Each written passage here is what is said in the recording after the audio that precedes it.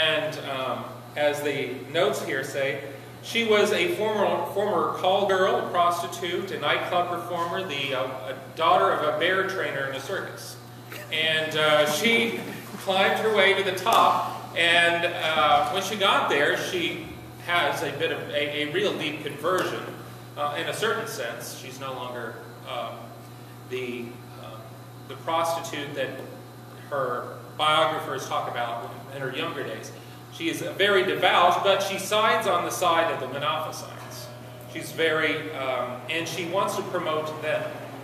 In Constantinople, at this time, there are, we might call them like football or teams. There is the demos, a certain team, so the chariot races, right? And every, here we have basketball teams and football teams, but there are chariot races and so forth. And there were sides of the blues and the greens and smaller whites and the reds.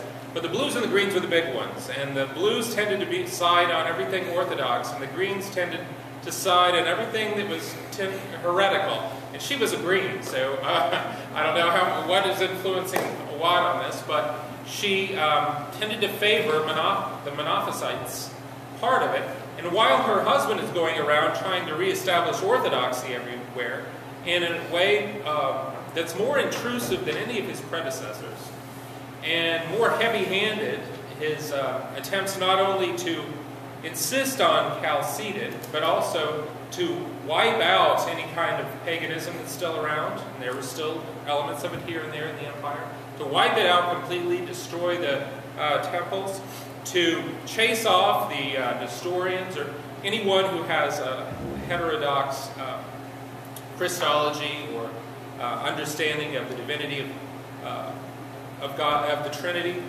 He was very, I'll say, heavy-handed to that. But despite all that, she seems to get her way of shielding the Monophysites and making sure that the priests get ordained over here and bishops over here, and as if the emperor doesn't quite know how this keeps happening. But Justinian, the picture's there, he's also the one that built Hagia Sophia, the great church in Constantinople, which up until the Turks invaded, was the largest church in Christendom. And until the building of St. Peter's, I think it continued to be the largest former church.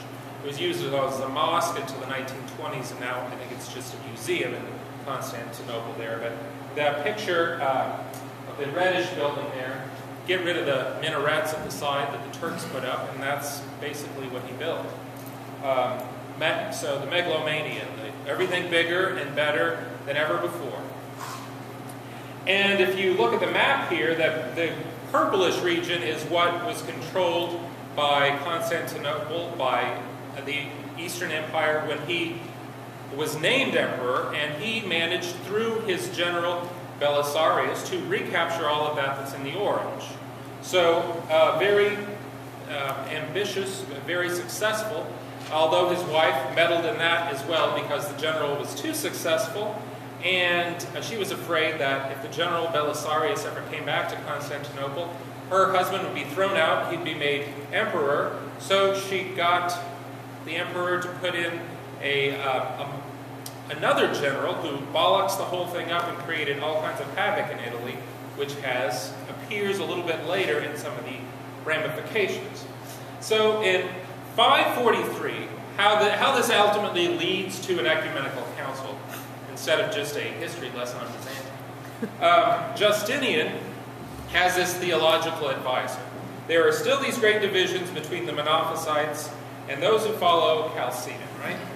And his theological advisor makes this suggestion that they should just condemn, because the Monophysites, again, those from Egypt, Alexandria, are suspicious that Chalcedon is Nestorianism. That's, again, you're saying that there are these two natures or two things in this that aren't really united in this Jesus, and you have to have one actor. So they're suspicious that it's all Nestorianism. And so he says, to allay their fears, we'll just condemn the writings of the Nestorians, of all those from Antioch. So this becomes known as the three chapters, right? The three chapters because there are three individuals who he proposes to condemn. The most,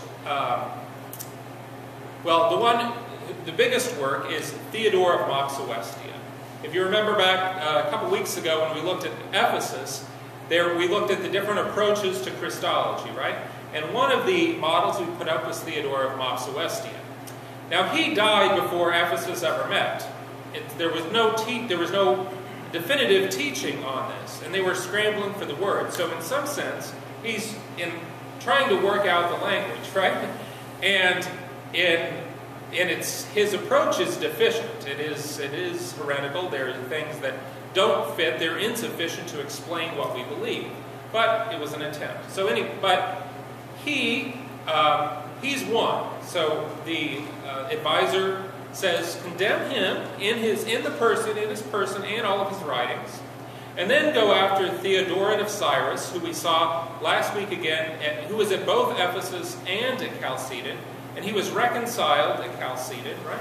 Go after some of his writings, and then go after that Ebus of Edessa, because he wrote a letter to the Persians and encouraging the Nestorianism, or at least there's a letter attributed to him.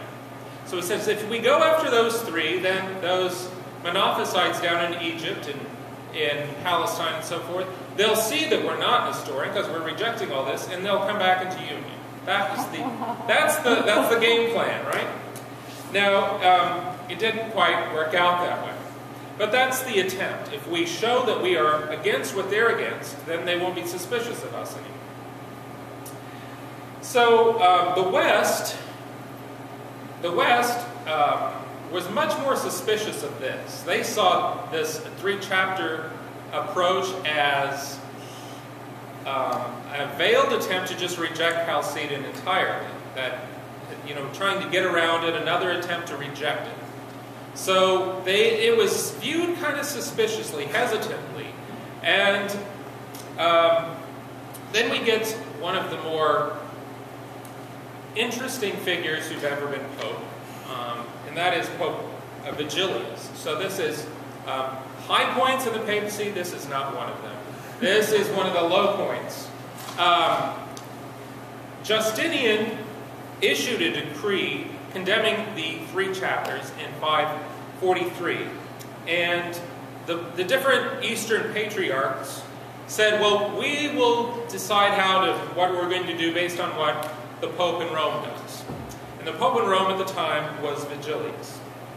Now, this guy was a real intriguer and a real less than virtuous past before he became Pope. He was in Constantinople as a representative of the Pope at the time, and it is widely believed that he was bought off by Theodora, saying that I'm sympathetic to Monophysitism, you get me in as Pope and you'll have your way.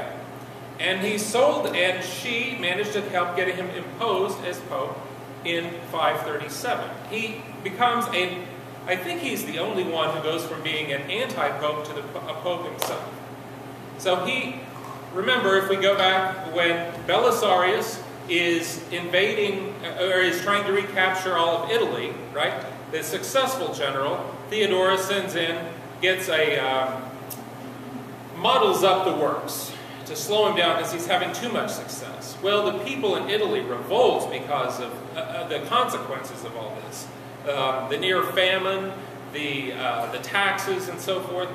And so the Pope at the time, Silverius, was seen as collaborating with the Goths, and that's who the Byzantines are fighting, collaborating. So they kidnap him, put him on an island off the coast of Italy where he starves to death. And it's believed that Vigilius knew all about this. And he is put in power at that time. Now, all that bad background and all of these promises that he makes, that he's going to be welcoming to the Monophysites and so forth, none of it materializes. So it's that it kind of shows the point that the Pope does not go in, that by the power of the Holy Spirit,